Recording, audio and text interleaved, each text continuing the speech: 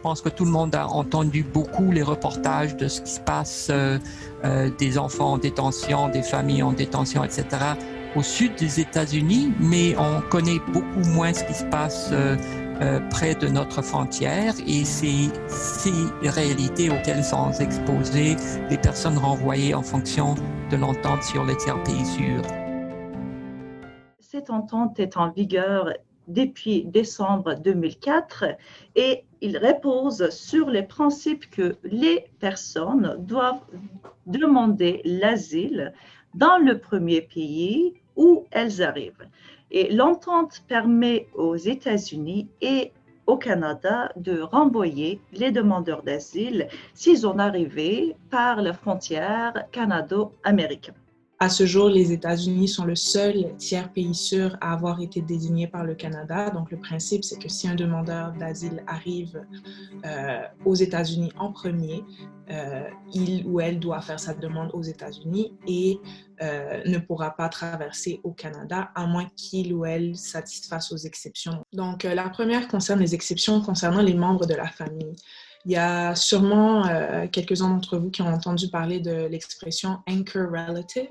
Donc, l'idée, c'est que si un demandeur d'asile arrive aux États-Unis et que cette personne a un membre de sa famille qui est au Canada, il ou elle pourra venir au Canada et déposer sa demande d'asile. Une autre exception, c'est celle qui concerne les mineurs non accompagnés.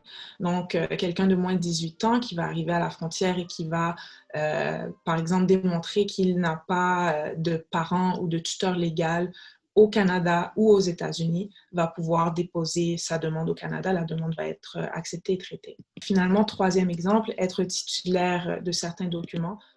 Un exemple pour pouvoir satisfaire à cette exception, c'est d'arriver aux États-Unis avec un visa américain, de faire une demande de visa au Canada pendant qu'on est aux États-Unis. Si le visa est accordé, le visa canadien est accordé, je peux me présenter au point d'entrée et montrer mon visa canadien, entrer et déposer ma demande d'asile à la frontière ou entrer et faire ma demande un peu plus tard. L'application de l'entente des tiers pays sûrs, donc ça a fait couler beaucoup d'encre.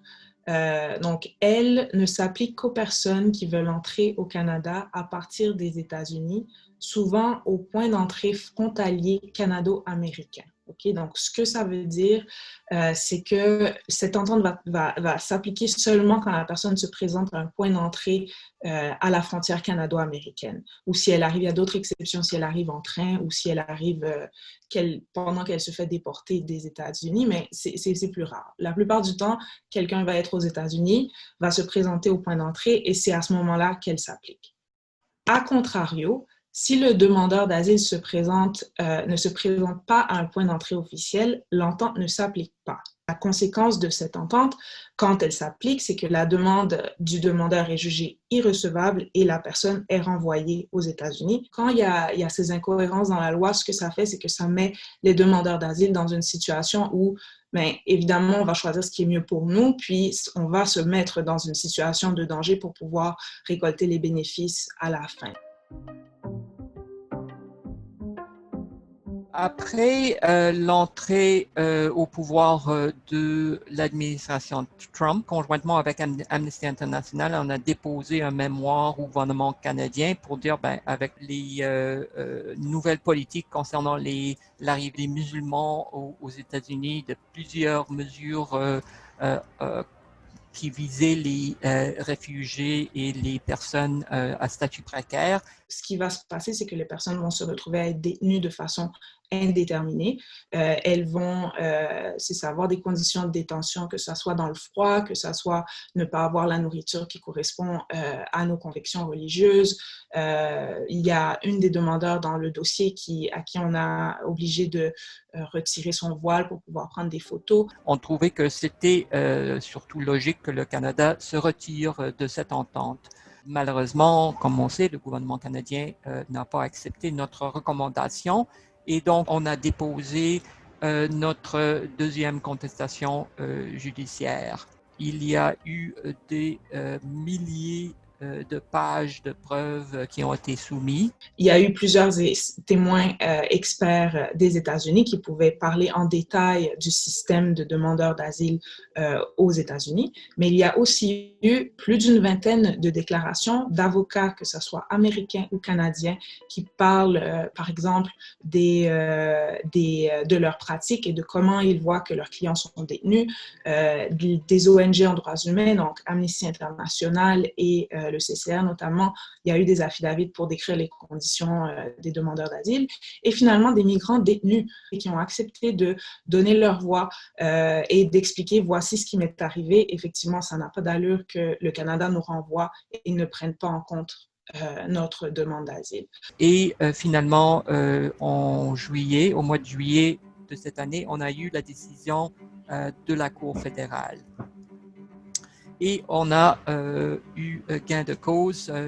La Cour fédérale a soutenu notre argument que l'entente des tiers pays sûrs viole les droits garantis par la Charte canadienne des droits et libertés. La juge nous a donné raison. Elle a conclu que le fait que les personnes refusées en vertu de l'entente sur les tiers pays sûrs étaient exposés à la détention à leur retour aux États-Unis, ça violait cet article, notamment à cause des conditions de détention aux États-Unis. La juge a donné au gouvernement 6 mois pour préparer sa réponse, et le gouvernement a plutôt porté la décision en appel et a demandé à la Cour d'appel fédérale de suspendre la décision de la juge